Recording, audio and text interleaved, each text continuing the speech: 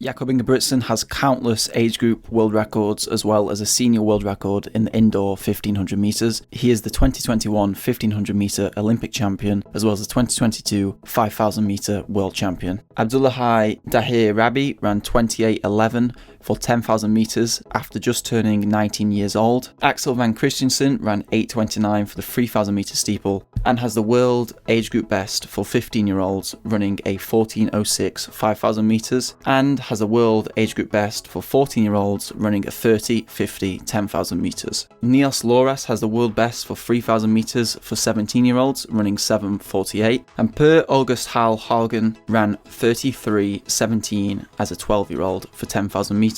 Then you have Joel Ibler-Leels, who has the European under-20 3,000 metre record of 7:48, and Kristen Blumenfeld, the 2021 Olympic triathlon champion, who outran Alex Yee, who has ran a 27:51 10k without super spikes. You can look at the two sports which produce the highest VO2 max, which is skiing and cycling. According to Google, the best free skiers in history are all Norwegian, and the 2022 Tour de France winners for the men and women's were from Denmark and the Netherlands. So what do all these athletes have in common? Firstly, they are either from Norway, the Netherlands or Denmark, and they all have quite a low population, yet seem to have mastered sports that rely on your cardiovascular fitness. I have been able to speak to many of the athletes mentioned, and something they all have in common is threshold training, or as we like to call it, the Bakken method. This training method is also popular in Kenya and Morocco, but has less of a scientific focus. So firstly, if you don't know what threshold training is, threshold is accumulating lactate at a much faster rate, and is generally considered as when you are exercising at an intensity that causes 4 millimoles of lactate concentration in the blood.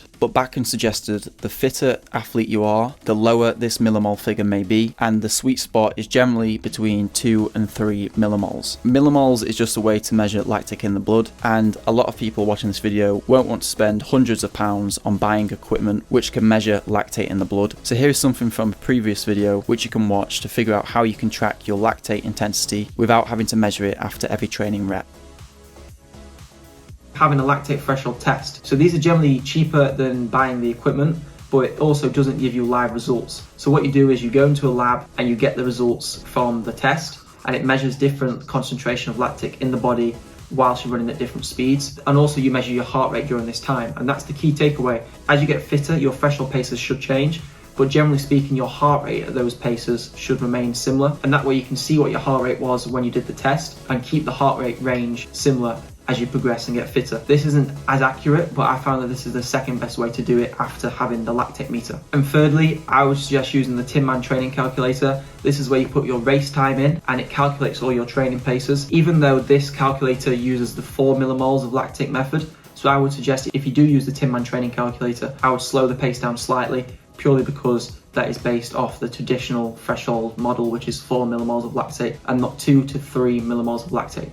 So why threshold training? This is the sweet spot of pace which optimizes the stress it causes on the body, which isn't too much compared to the improvement of the anaerobic threshold, which is the key limiting factor for many endurance events, specifically middle distance and distance running. So how do most athletes train to improve their threshold? Ingebrigtsen and many others do double threshold days, which is great if you're running 90 plus miles a week or training for 30 hours a week on the triathlon, but most people watching this video will do neither of those things. So in this video as well, we will talk about how you can adapt it to your training week. And a key note is when you follow the threshold training method, the volume of training in a week is generally higher than what you would normally be doing if you weren't threshold training. So it's worth to consider that your body will have to adapt to higher mileage, which may take some time, so you can't just rush into it by increasing mileage drastically within 1 week. So firstly, Jakob Ingebrigtsen's threshold model is on Monday he would do 2 easy runs and some technique drills. On Tuesday, he would do 2 threshold sessions with longer reps but slightly lower lactate levels in the morning. And in the evening, he would do shorter reps but with slightly higher lactate levels. On Wednesday, he would do 2 easy runs and some strength training. On the Thursday, he would do the same as Tuesday with 2 threshold sessions. On the Friday, he would do 1 easy run. On the Saturday, he would do a hill session and an easy run and an easy run. And on Sunday, he would do long run and strength. Note that this is during his base period, and even though he does keep his training quite consistent even when he's racing, some threshold or hills may be transitioned out for some race specific sessions. So how can most people adapt this realistically to their training? Firstly, most people would not be doing double days, so you can take that to singular threshold days as well as singular easy run days. So most people also like a rest day, so I would recommend that on the Friday, or if you need another rest day, I would recommend Friday and then Monday as your rest days. Also, for people who like cross training, you can do threshold training in different training environments. So that can be on a bike, that could be on a cross trainer, that could be running, that could be in a pool, that could be rowing. There's many ways to hit your threshold level. It's just about optimizing that intensity to make sure you actually are going threshold and not going too hard. So if there's any questions you might have, please comment them down below and we'll leave you with what to watch out for. And for me, that is don't push too hard. That is the main thing. When people try to do threshold training, generally they go too hard. So really pay attention and actually make sure the effort is controlled and is comfortably hard. You should never be struggling doing threshold training. And I will leave you with this clip from Stephen Scullion's recent YouTube video on a sub 210 marathon runner's opinion on threshold training and how you should be doing that right. I kind of wanted the lactate to go to 3.54 on the quicker one, but the danger, because I've just came back from that little bit of illness and because I haven't been training as much, once it creeps up beyond 3.54, you might find it wouldn't have came back to 1.92, which is really what we were looking for.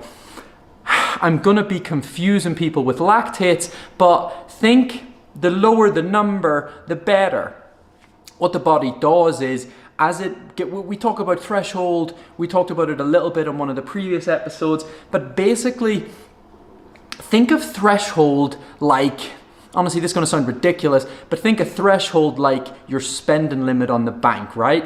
And once you start to go above a certain amount, once you start to spend a little bit more than you can afford, you start to run into trouble. It's the exact same with lactate and threshold. Once you start to go above 3.5, 4 millimoles, you start to run into trouble. You start to run into heavy legs, you start to run into the body starting to shut down. And so if you're looking at a number below 2, you can probably run at that for about 2 hours. If you're starting to move to 3.54, then you're probably looking at about 1 hour. As you go above 4, the speed barely needs to increase and that lactate will just start to go higher and higher. And so I might have went today to 12.5 miles per hour, 13, and all of a sudden I'm at 5, 6, 7.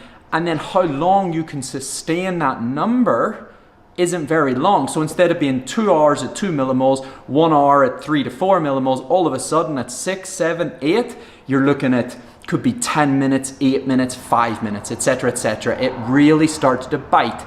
And so why training at threshold and why improving that threshold is so important is because if you can run comfortably at a quicker speed than other people and your 1 hour pace is perhaps quicker than their 10K, 5K, of course it's a good area to work on.